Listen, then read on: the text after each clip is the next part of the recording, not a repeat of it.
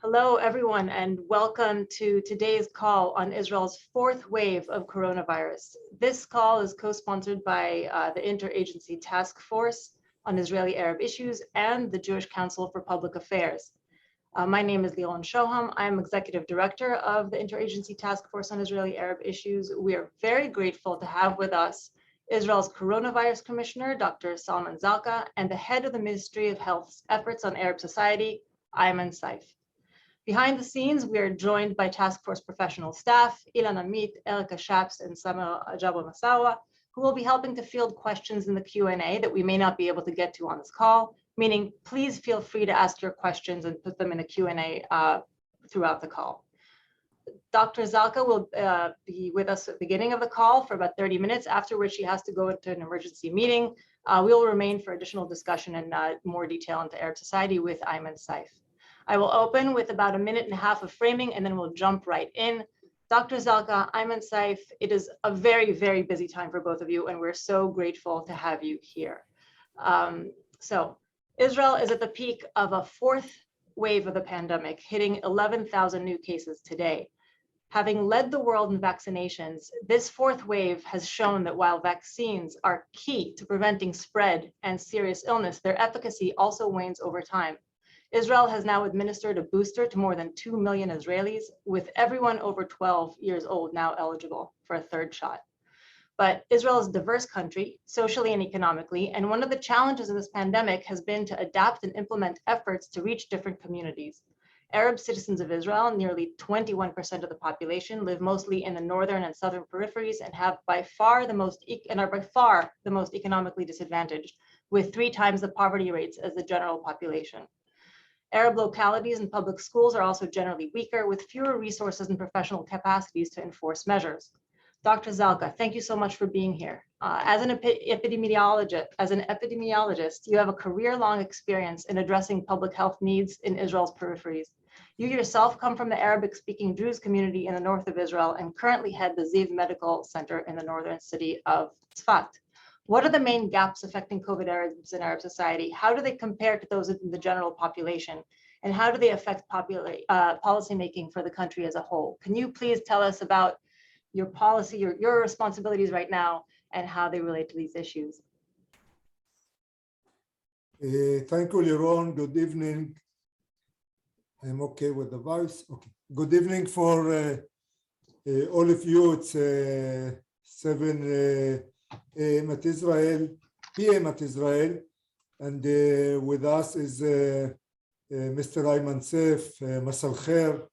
I'm saying good evening in Arabic, both of us Arabic speaker, and I would like to take the opportunity, thank you for the question, and explain about the situation in Israel. For the last month, I really have a big privilege to lead the Magen of Israel. I'm the head of Magen of Israel dealing with the COVID-19 epidemic. As I said with my colleagues, one of them, Aiman, is here with us, is the head of the Arab desk at Magen Israel. Is really doing with his staff a wonderful job, and we are trying by a unique desk like Arab desk and the ultra-Orthodox Jews desk to be more accurate in providing the policy and what it is needed in order really to save life. Our mission is in Magen Israel is really saving lives by prevent disease, by prevent infection, and by making policy in order to treat the best treatment available for patients getting to the hospitals or still at the community. We are trying by the same time to enable the most routine life available during the pandemic. You know, maybe the easier way is to close ourselves at our homes and wait till something better happen. But we understand it's already more than 1.5 years, and we cannot wait till something get better or till the virus leave us, we need by one hand to protect our citizens, to protect the people, to protect ourselves from getting infected and having severe disease. But on the other hand, we have to find the way how to continue our life. It will not be the same life as without the virus. We have to make adaptive life, new life for living aside with the virus. These days we have, as the entire Western world, few weapons for this war. I really believe that it is a war and we need to deal with it as like an emergency situation, in war situation that we are very familiar at Israel. The most effective weapon is the vaccine. Israel was the first country to vaccinate our residents, and for that reason, we were the first one to notice about the waning situation and to react by providing a booster shot, the third shot, for all our citizens after 5 months from the second shot. We have other weapons that aiming to lower the risk of getting infected by the virus. One of them is not to lower the crowded area, not to enable crowded events. The other issue is to have a test like antigen test in order to be sure that people that gathering in some place, for example, restaurant, have lower risk of getting infected. It is what we call a green passport. In Israel, in order to have a green passport, that you need it in order to take part in some events like being at football games or getting to a restaurant. You can have it or to be vaccinated, fully vaccinated. It means 2 shots till 5 months and a booster after the 5 months, or to be recovered from COVID-19.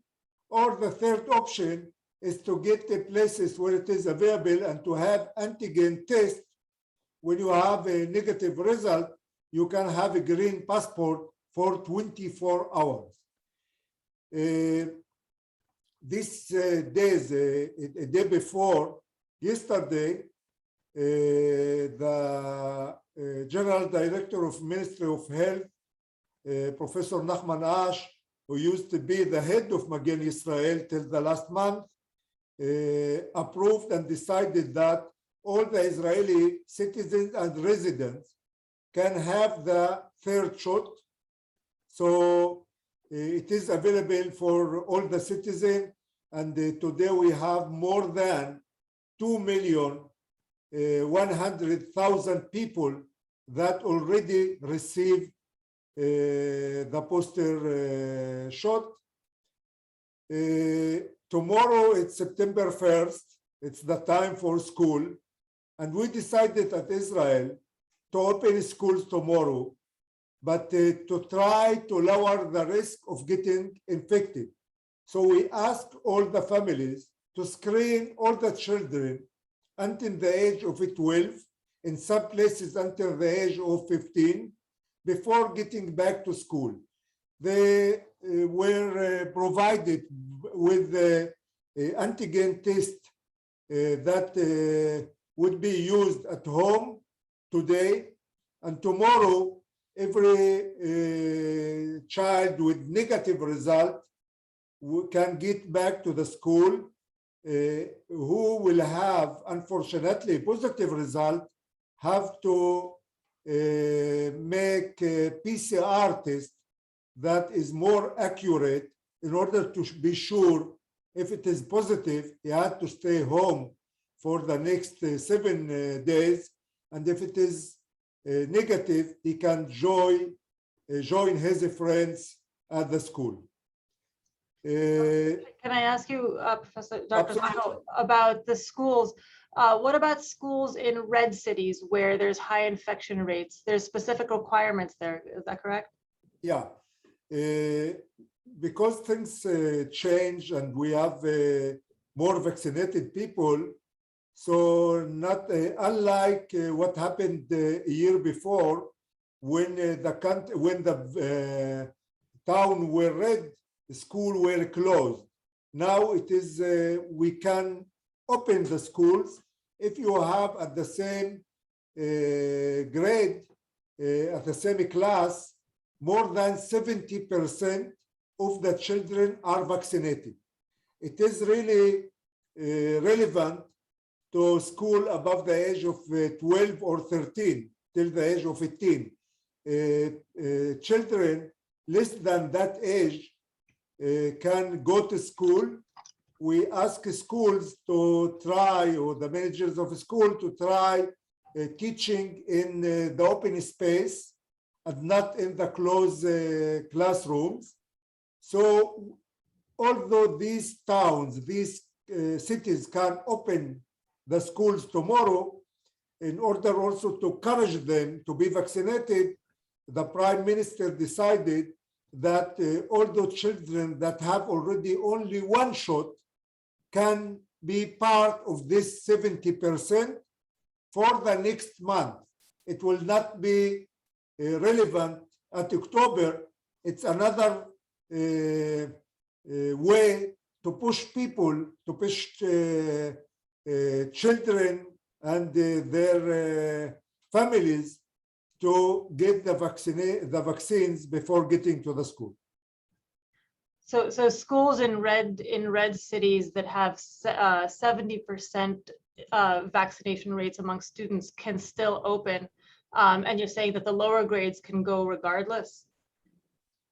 Yeah, this is the situation. That means that less than 70%, the classes is closed, and they need to.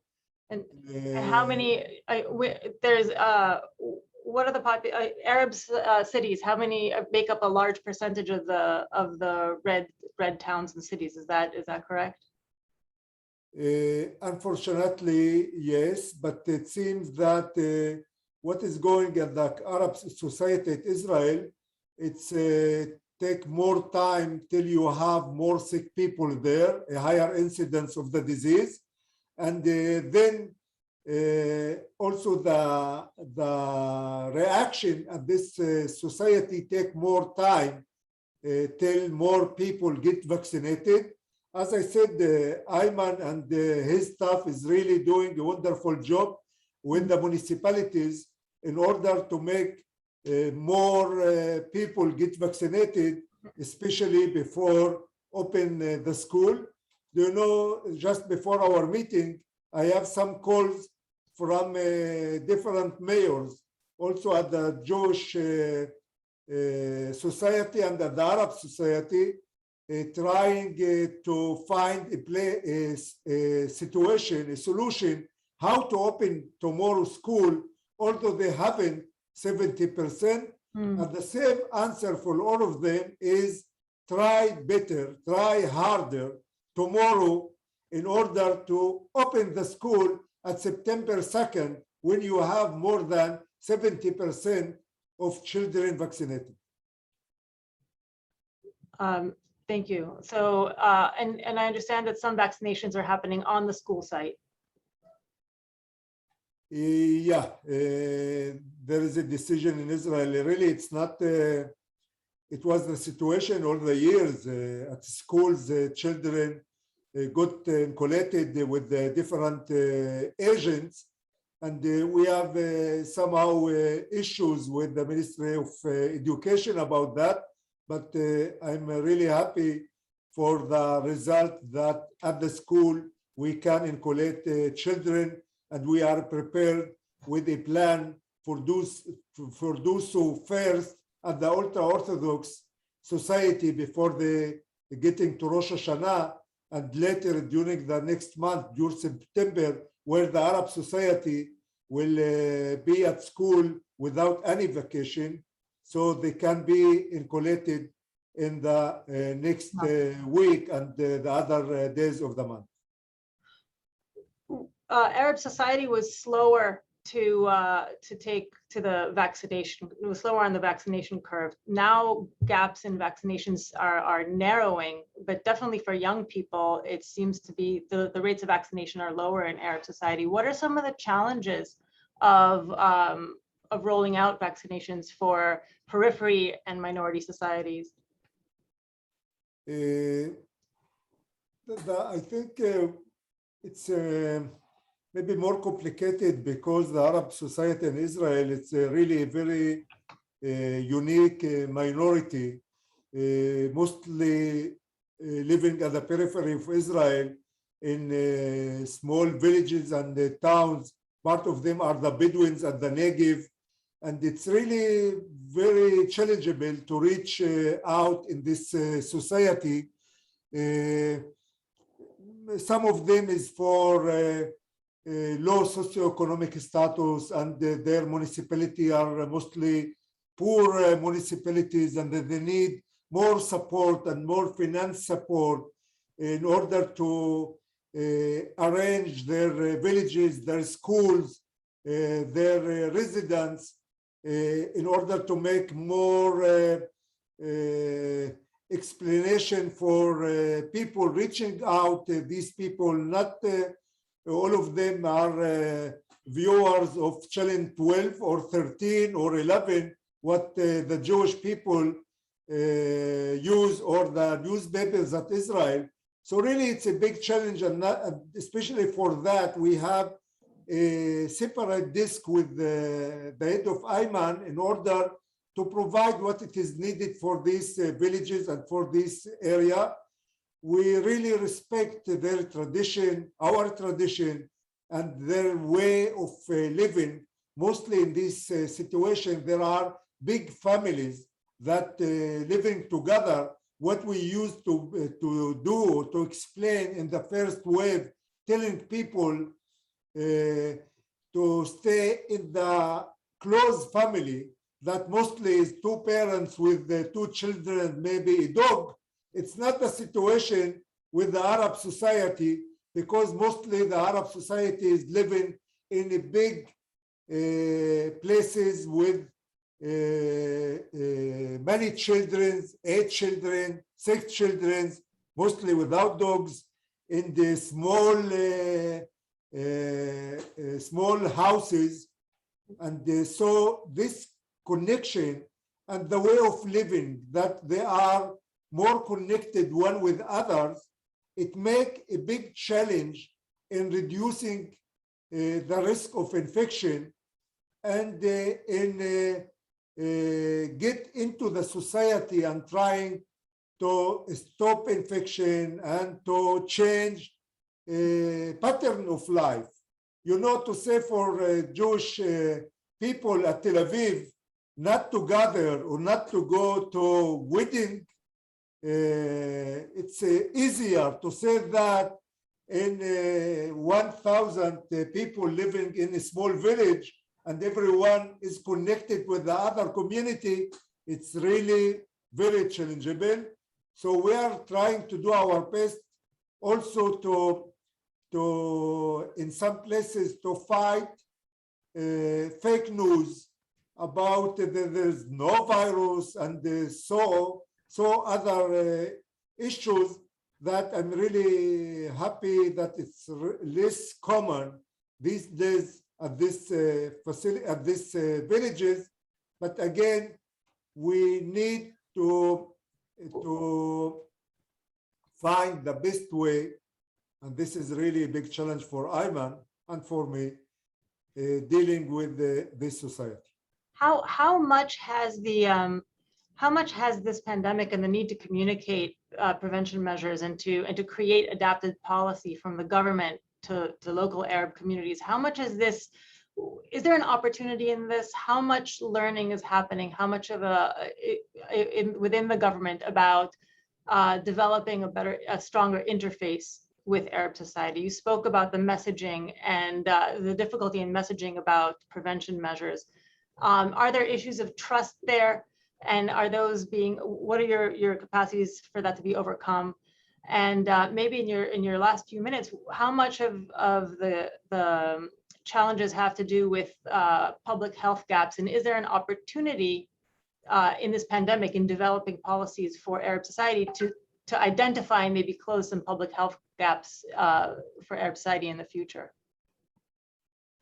Thank you for the question. I really believe that we have a good opportunity, to change the situation at Israel, especially the relationship between minorities and the state. What is happening today with the Arab society, with the high incidence of the disease, it make more connection between the home front command and the municipalities in order to assist, to help, to support. Now it seems in the COVID-19, but it's really a good relationship for other emergency, as maybe I believe for the daily life. At the third wave, we have a lockdown at an Arab village at the north of Israel, Deir al-Assad, and then the Home Front Command soldiers came to this village and support and help the people in order to overcome this lockdown. I was there and I saw the response of the Arab society to the soldiers, to the situation that mostly is not familiar at Israel, because mostly, except maybe the Druze community, the Arab community does not enlist in the army, and they are far from the IDF, from soldiers, from being prepared for emergency. So I believe by these bad things called COVID-19, we have really an opportunity to make it in a better situation with the connection, with the relationship between the country, between Israel, between the state, the government, and the Arab society. Some of them already happened when the prime minister or other ministers come to these villages and talk to the people, talk to the Arabs, and they're trying to really, if I give you an example, during the next month, we have at the Jewish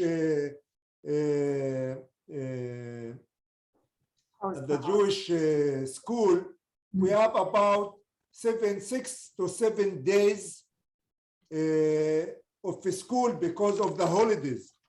But for the Arab community, we have all the month without any holidays. So in the cabinet, one minister thought and said, look, only for 7 days, it seems more effective not to open the school at September 1st and wait after the Chagim. Mm-hmm. But after 1 minute, he realized that for about 20% of the country, the Arab society, they have no Rosh Hashanah now, and they can open the school for whole the month. Right. For that, this is one thing that influenced the decision of the cabinet about not to postpone the school till October 1st.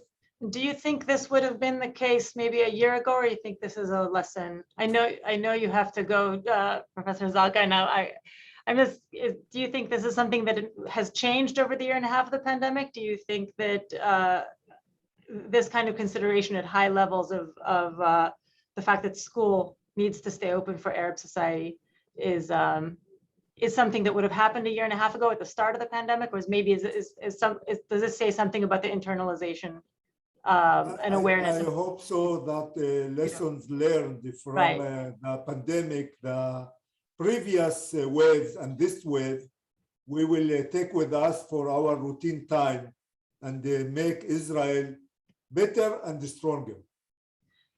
Thank you so much. We are so grateful for you to spend time with us at this busy time with schools opening tomorrow. We're going to dive into the details that, of the issues you raised with Aiman Saif, and really thank you for your work. Thank you very much. I'm sorry, but I tried to incorporate questions. There were so many questions. Okay, thank you so much. Have a good evening. Good. Aiman, thank you so much for your patience and for joining us.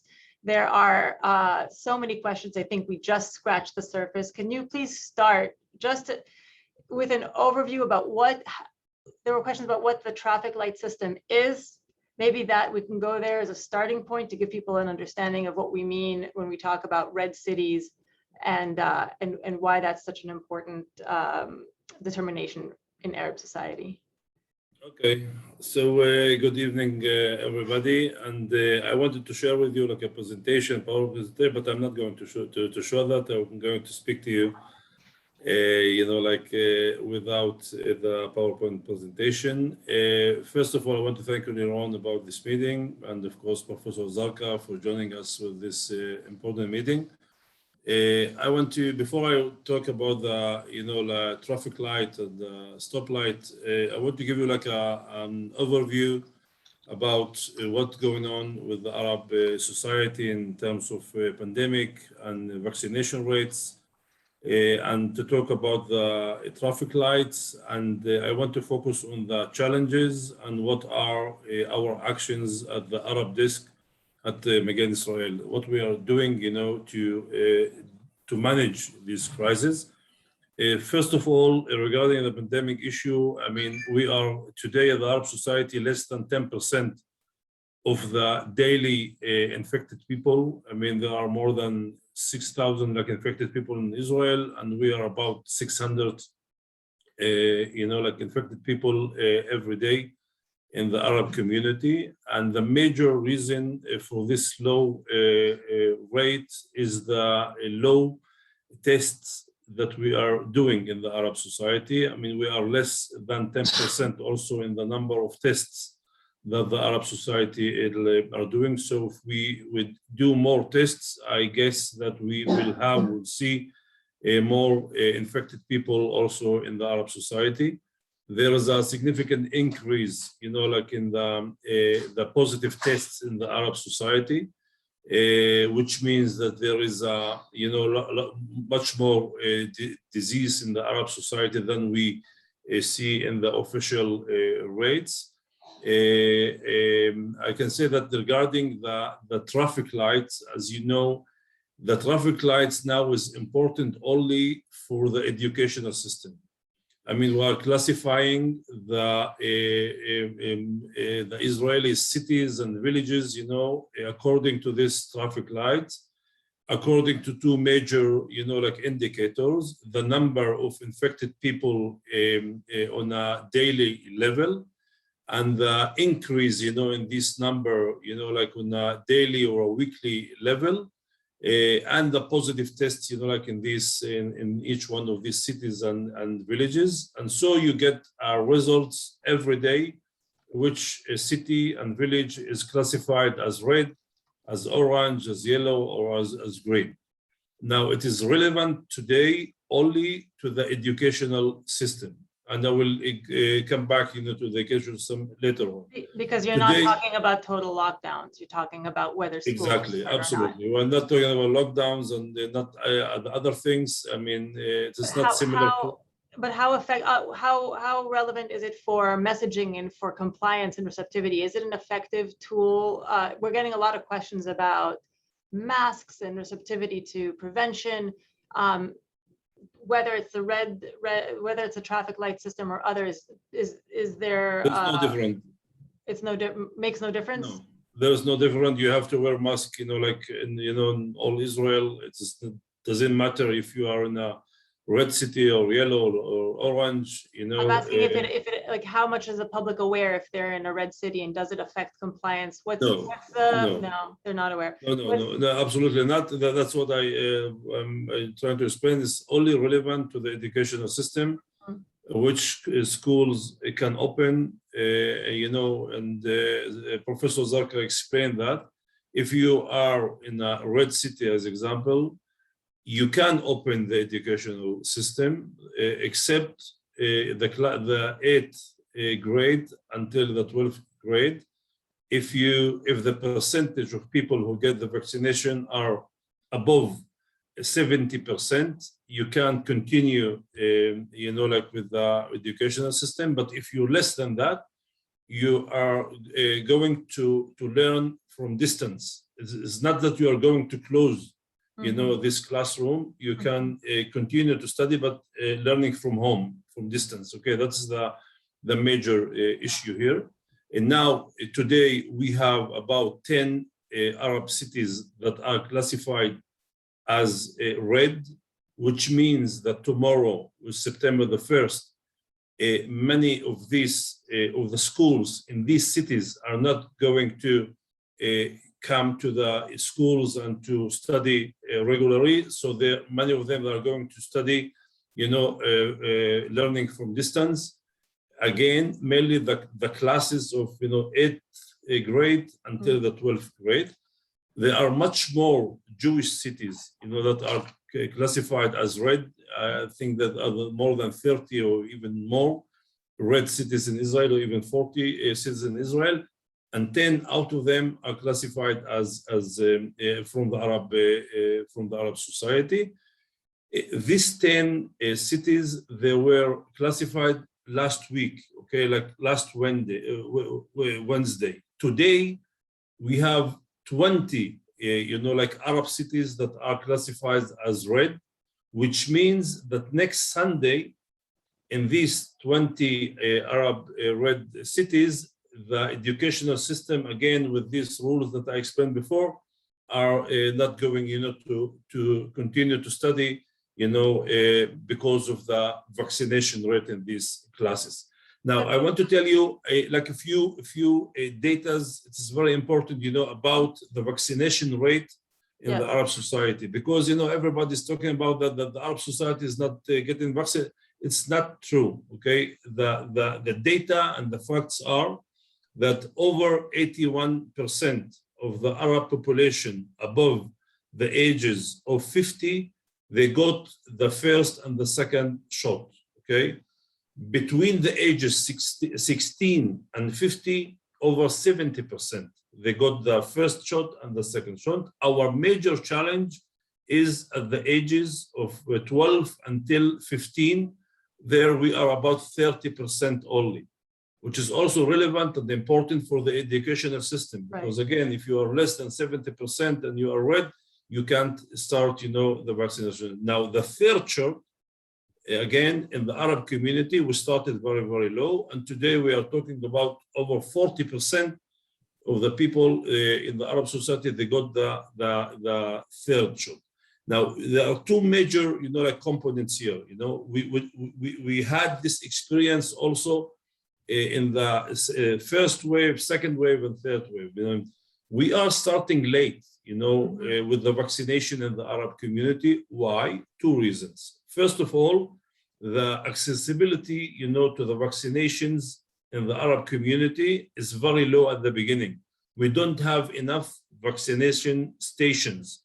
We don't have enough vaccination in our community. So there is a lack of accessibility of vaccination in the Arab community at the beginning.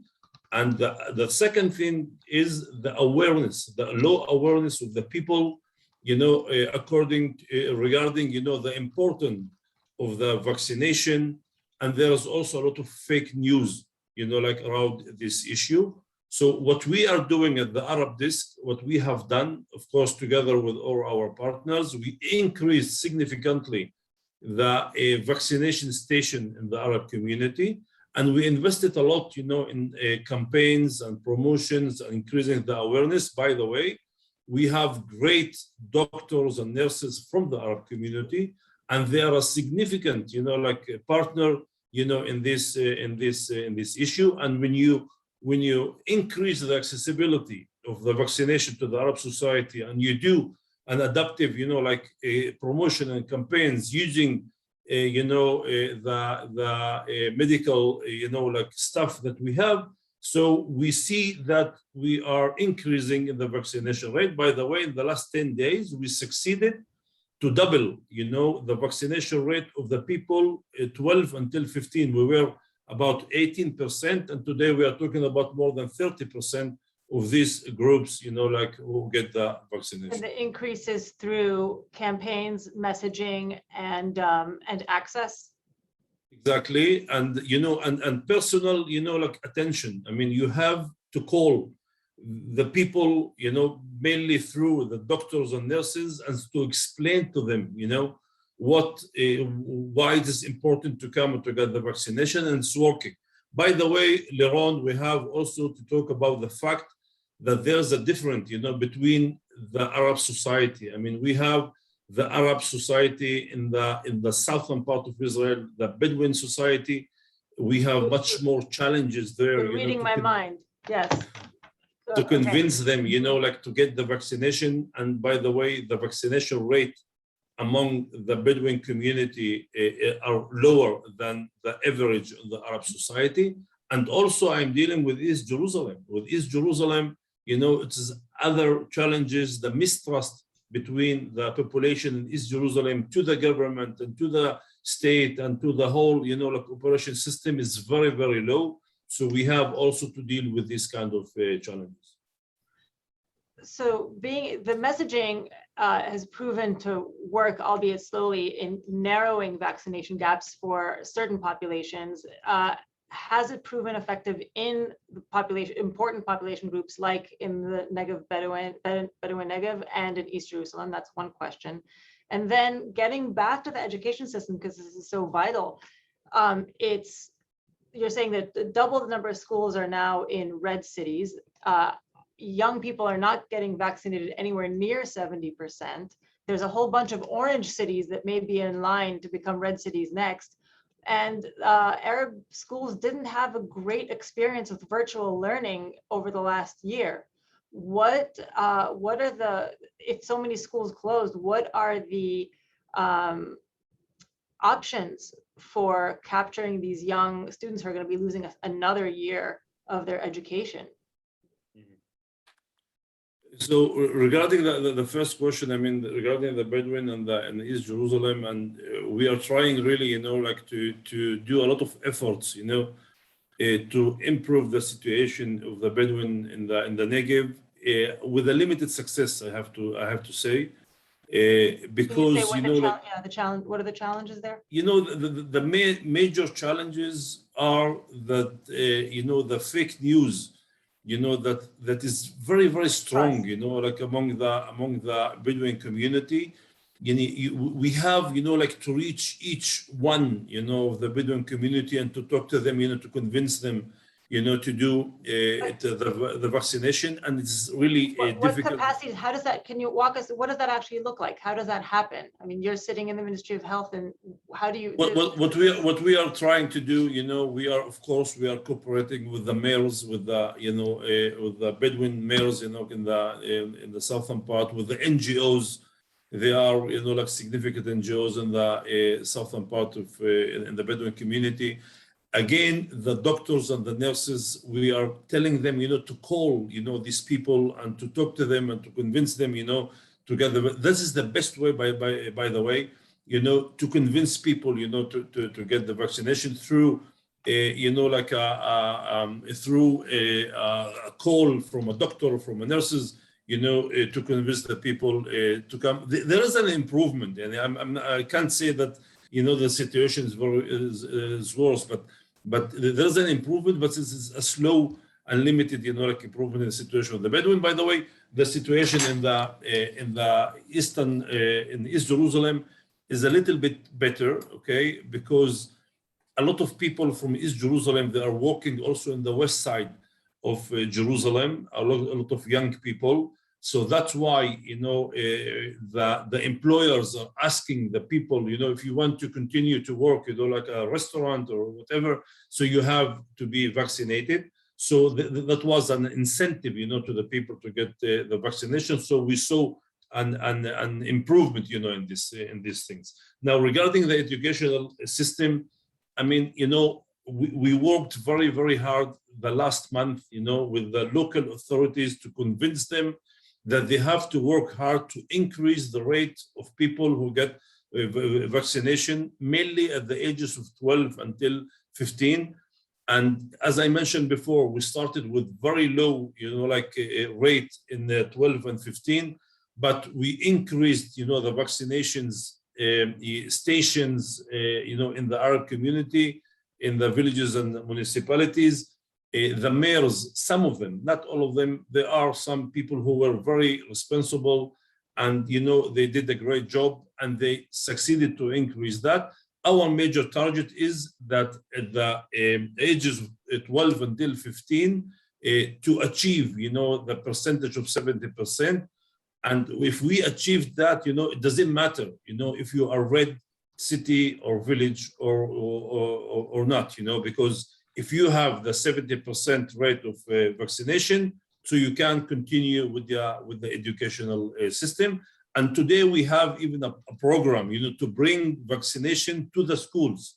There is a program to bring vaccination to the schools, by the way. And the Arab community, it is working. When you do vaccinations at the schools, it is much more successful than outside the schools. So we are building on that we will bring vaccination to the schools to increase, the numbers of the Arab cities. What is that? Tell us, can you put this in a public health perspective for us? Access to medical services, it is, as you said earlier, well known that there's great Arab doctors, nurses, pharmacists, like there's a real strong representation in the medical professional class, and yet we hear a lot that access to medical facilities, clinics, vaccination sites is lacking. Can you put this, some of the challenges in rolling out vaccinations in the misinformation in a public health framework for us? Do you think there's same question I asked Dr. Zarka, if you were to pull insights and not create an opportunity out of this pandemic, what would you hope to see as a lesson learned, and do you see any of that being internalized? I'm absolutely I think this question is a very important question. I mean, the crisis that we are managing now is also an opportunity, to improve the situation of the Arab society in different levels. Of course, in the health, health sector, there are a lot of gaps, between the Arabs and the Jews, in terms of health services. The fact that the majority of the Arab lives in the periphery of Israel, so the access, to health services is much lower, than the people who live in the middle of Israel, as example of, and all indicators, shows that there is a big difference between the Arabs and the Jews in this issue. That's why I think there's great opportunity to the government. By the way, there is a great plan that even I have started with partners with the Minister of Health when I was in my position, my former position. We conducted a governmental plan for 5 years to invest in the infrastructure in the Arab society and the health issues, to invest, in the Arab municipalities and these things. It's only about 1 billion shekel, investment in the next 5 years. And I'm happy to say that the government is going now to invest, about 700 million shekels in closing the gaps between the Arabs and the Jews in this issue. So that is a great opportunity to improve the situation of the health services. By the way, there's also an opportunity, Liron, also to invest in the educational system. I mean, you talked about, learning from distance. And we know that this, this method of learning from distance was very, very, bad to the Arab students. And there is a lot of negative effects, of this situation. By the way, I mean, we don't have the right infrastructure, to do that. I mean, we don't have enough internet, network or connections in our villages and cities. Because I'll just say, because most Arab citizens live in peripheral regions, in the periphery, absolutely, and in homogenic towns and villages, they don't necessarily have access to internet, and so remote learning was a whole set of problems, from just basic access, laptops, internet, and then digital literacy. Absolutely. So Absolutely. that's why, even though the vaccination issue is clearly important to stop the spread, there's so much concern about losing another year in education because of the ramifications of having young people without any framework, nowhere to go. Absolutely, and Liron, I can't even talk about my daughter. She is 11 years old, and she's studying at the hand-in-hand school, and the last year she spent also here at home, learning from distance, and, she lose, like a lot of material and a lot of damages, like because of this, Corona crisis and because of lack of infrastructure and so on and so on. So we don't want to continue with that. That's why Professor Zarka mentioned that we want to open, the educational system. We want to put criteria to close or to learn from distance only in, like unique cases like a red city with, less than 70% vaccination and so on and so on. But the rest of the educational system is open. But my job, Liron, is, to help the Arab municipalities, the schools, not to be in the situation where they have to learn from distance, to learn, like in the field.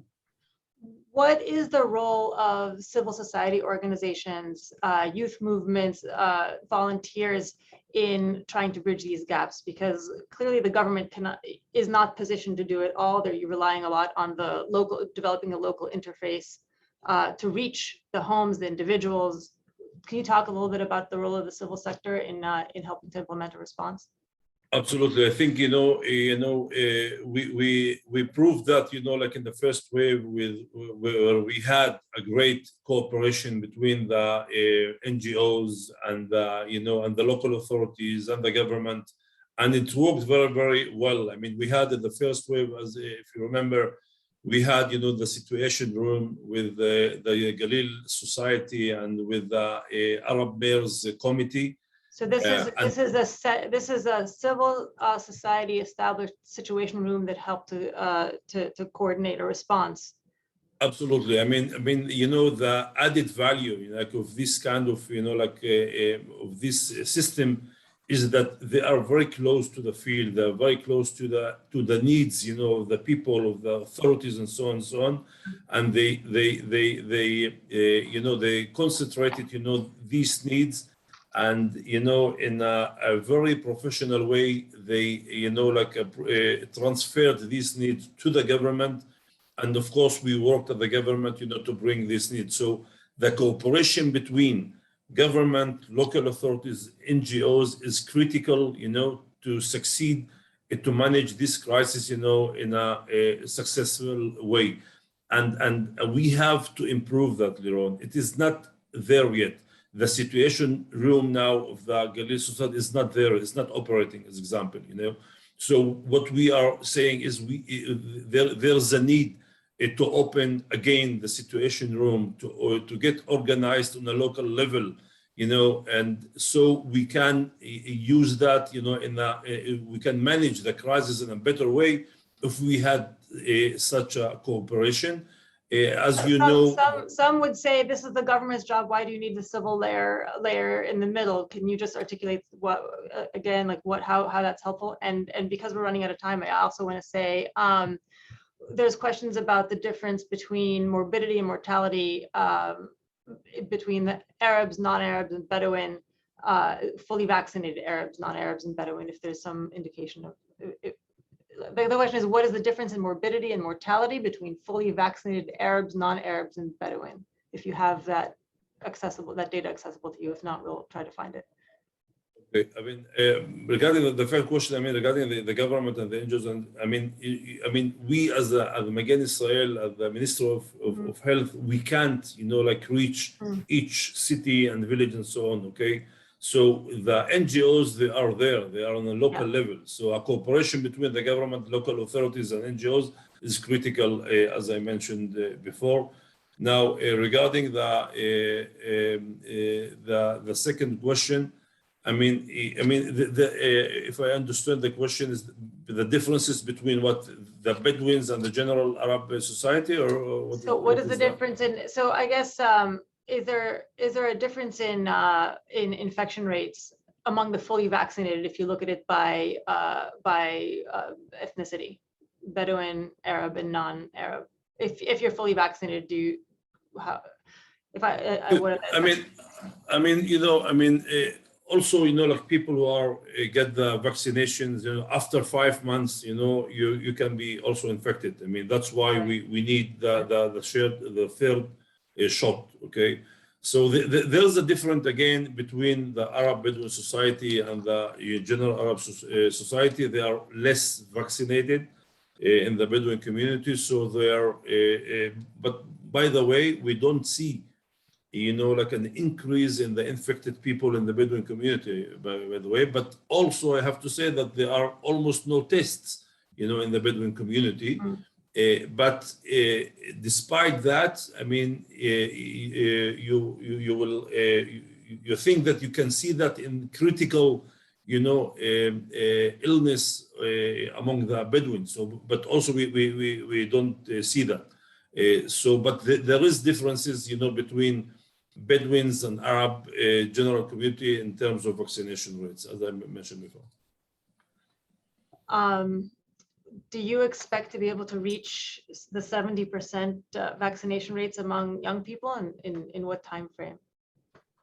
As I mentioned before, we succeeded to double, the rate of the people who get vaccination 12 and 15. And I think that if we get, the cooperation with the mayors and with the school managers and the teachers and, the parents of these children.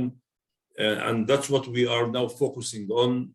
We are bringing a lot of, efforts to the Arab cities, schools. We are trying to do this cooperation between all these bodies. What is the conversation like? Is there resistance? What's the challenges there?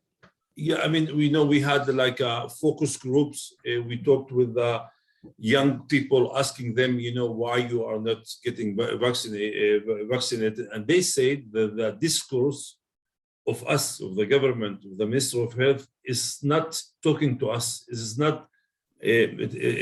is not suitable, to us. So you have to change, your discourse. And so we are going to cooperate with influencer people with power in the social media, Arab influential people from the social media, together with doctors and professors, like to do a debate or something like that, talking with the language of the young people. I mean, we started that already in the last week, and we hope through this action, to do more vaccination rates.